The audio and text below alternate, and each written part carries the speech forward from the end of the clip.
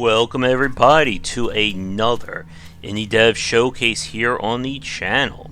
As always, these are recap videos based on our indie streams where we play nothing but them every Wednesday night. And if you submit a game for them, please don't hesitate to get in touch. And we are starting off with the game West of Dead. This is an action roguelike that kind of in a weird way reminds me of if Dead Cells combined with a cover-based shooter. Now I know that's a very weird combination, but this stars Gravely voice expert Ron Perlman here as a specter who is trying to figure out why the dead are restless in what appears to be a western hell. And to do that, he is going to go around and kill them all over again. So, the game is built around procedurally generated levels. And you're going to go through these areas looking for upgrades, new weapons, and of course there's an unlock system as you play further, similar to Dead Cells, where accumulated resources will unlock subsequent stuff down the line. Now what makes West of Dead different is how combat plays out. While this is a real-time game, and you are moving and shooting and so on, you are still kept to kind of this sense of almost like a slow stakes combat in the game, as you'll need to properly line up your shots, use light to give yourself the best view, and you have to manage your reloads as well as your varying weapons and sub-weapons you get access to. Similar to Dead Cells, you can upgrade your character with 3 core stats that affect the different options you have. And there's definitely this kind of more methodical pace to West of Dead than what you may be seeing from the footage here. Again, while this game is in real time, this is not about very high reflex play. And it gives it, I think, a very unique feel to it, and definitely a strong almost antithesis to Dead Cells, where that game is a lot more chaotic and reflex oriented.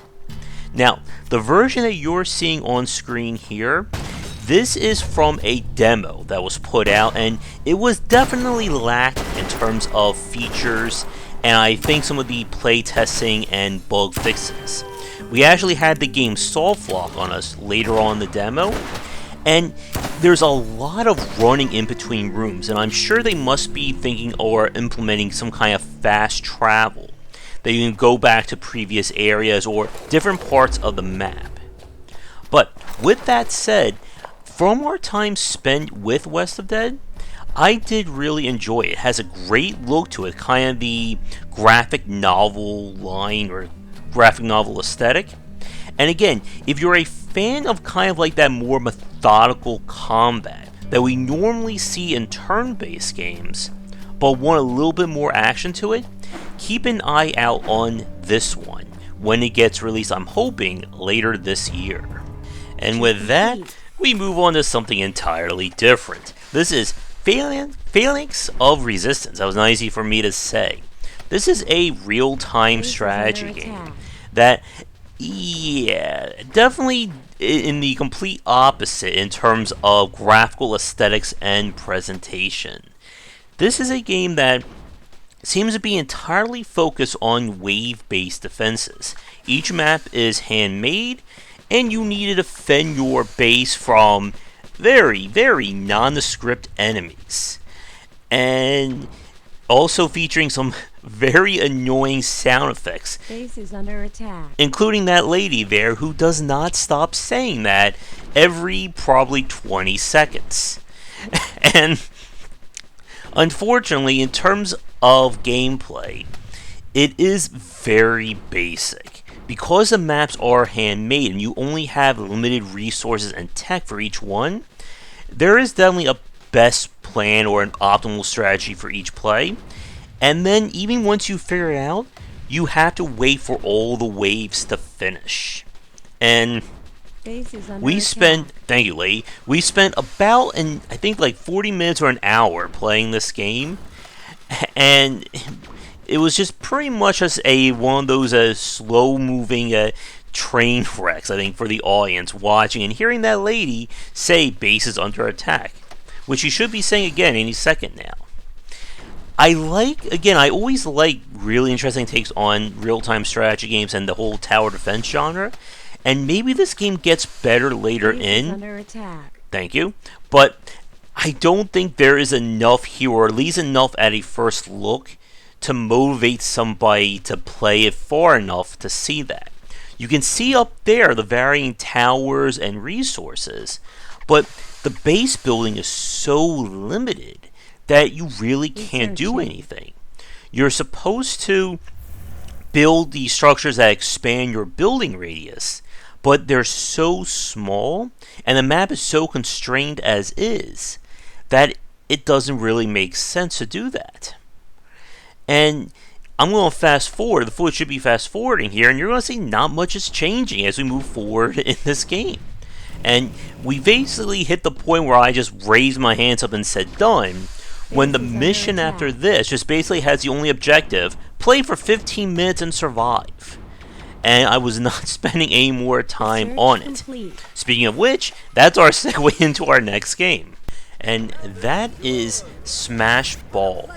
Now this was played with kind of a early demo or an early build that the developers sent me. I don't know if it's currently available on Steam just yet. But this is essentially a tennis-style game with a focus on kind of a career management with our robots here. The idea is that in the story mode, we work our way through these varying leagues, with each league introducing harder opponents and unlocking more features for us to play around with. A match consists of you choosing between two of your varying robot members. Each robot can belong to a different class that affects what parts it can be assigned to, as well as kind of the basic stats of it. And as you play through the game, you'll be able to upgrade, get more robots, as well as get access to different parts. And there's also rarities as well. The basic level of a part has no real change to it, so it operates the same way, but higher rarity versions of it will have additional stats and kind of be able to tweak towards different aspects. And I do think the game could do a little bit better job explaining kind of like what these things do. But again, this was a early build of it, so I can't exactly be going too far into it.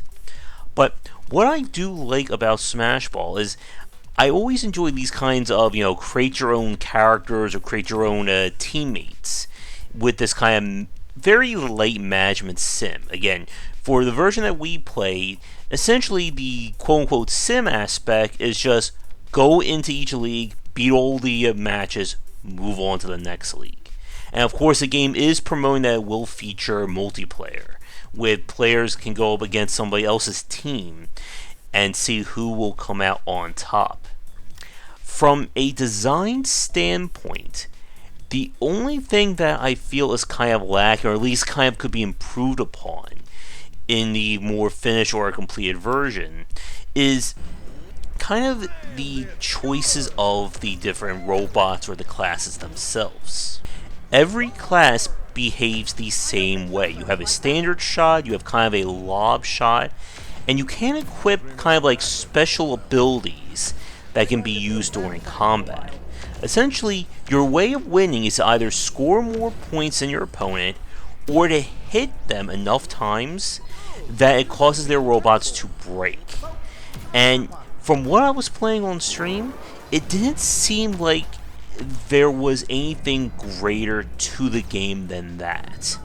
The varying parts that I showed a minute ago don't change the behaviors or strategies of the bots themselves. This isn't like an ARPG where you could get a part that, let's say, causes your ball to do ice damage, or lets you dash quicker, or etc, etc. And it would be interesting to have that kind of system, but I don't know if that would just completely break kind of the sports aspect that Smash Ball is going for. With all that said, I did enjoy my time with the game, and I would be interested to see where the developers take this, and if they are planning on adding more in terms of depth, or just greater mechanics to this game. But this could be a fun title if you have a friend or two and you want to kind of get into a competitive run with them. And with that, we're going to take a quick break, and when we return, we got one more game for this indie showcase. And now for a quick shout out to our current Game Wisdom supporters and sponsors. Going forward, all Patreon supporters will get early access to our videos. And if you'd like to continue this discussion on game design, be sure to check out our Discord channel, linked down below. If you're looking for more wisdom about game design, be sure to check out my latest offering of books, 20 Essential Games to Study, aimed for first-time developers and students looking for some inspiration for their upcoming games, and Game Design Deep Dive Platformers if you're interested in anything regarding 2D and 3D platforming design. They're both available in print, digital, and wherever books are being sold. For our final game of this spotlight, we are taking a look at Nanotale Typing Chronicles. This is the spiritual sequel to Epistory, which was essentially The Legend of Zelda mixed with Typing of the Dead, the non-adult rated version of it. The version that you're seeing here on stream, this is on early access, and obviously may not represent the current version of it. But if you missed the first game, the general concept is that we're exploring this world, and everything that we do through interaction is done via typing words. If we want to activate a weapon or a switch, fight an enemy, investigate, etc., etc. Nanotale takes place in a completely different setting, and our goal is kind of to explore this force as well as chronicle the various aspects and local flora and fauna of it. Now, one thing that does separate Nanotale is that it does feel like it is an elevated take, and developers have added in some new aspects to it. Most notably, a greater focus on spell casting, as well as the RPG nature of it. The world this time kind of takes parallels from Dark Souls, featuring multiple shortcuts and areas that you'll have to come back to after you've gone a different route. And your overall mission, as you're killing enemies and learning more about the world, will earn you experience, which in turn will allow you to upgrade your character in varying ways. And that, of course, comes into play when you get back to kind of the arena-style battles that were featured in Epistory, where you are forced to hold out against waves and waves of enemies coming at you from all directions, and of course different enemies will have different words to spell. And essentially the badder the enemy, the harder the word it is for you to spell there. If you misspell a word, you'll have to restart it, and you'll also unlock other abilities that can come into play with your varying spells. And that is one of the major differences between Nanotale and Epistory. In Epistory, the varying spells were very straightforward in how you use them. You would select the fire spell, you want to use a fire magic, water, air, you get the picture. In this one, you now have spell words that you see at the bottom of the screen as I was typing there. These allow you to influence your spell in different ways, such as by using push here, it causes this effect to radiate out. If you use pull or ray, it will shoot the blast out, causing different properties, and this will also affect how puzzles are solved. And during our time with the play, we didn't get to see too much in terms of different elemental effects, but I'm assuming that they are going to be featured in one way or another in Nanotale. So, with all that said, if you were a fan of Epistory, then you're definitely going to be interested in Nanotale. With regards to any issues that I had, I think it could be a little better explained in terms of how the words affect the properties of your spell. What's also annoying, as you can see right there at the bottom of the screen, when you're trying to experiment with these spells, it costs a ton of mana to do it. And you'll have to wait for it to recharge, or hopefully have to type or find a spell crystal nearby to recover. And it does seem kind of like some dead time that could be removed, especially when you're trying to puzzle solve as opposed to fight the enemies. I did like the greater approach to world design and just world interaction that Nanotale has, and this could definitely be a great game to look out for. And I'm hoping that we do see a release this year. I know they've been working on it for quite some time. But with all that said, that is going to do it for this Indiedev showcase. We'll be back real soon with another one. I would like to thank all developers who submitted keys for me to take a look at, and letting me take a look at your game in the future. Please don't hesitate to get in touch. Once again, check out our Discord and Patreon link down below. Come back for daily discussions on game design here, and on game wisdom, where we examine the art and science of games. And be sure to tune into our next Indiedev showcase. That will be Wednesday nights live right here on the channel. Until next time, take care. Thanks for watching the video. If you enjoy things, be sure to do all the liking and subscribing that the kids are doing these days. Check out our Discord channel link down below, where we hang out and chat game design. And come back later tonight for our regular streamings. But that's it. And tune in for more great content here and on Game Wisdom, where we examine the art and science of games.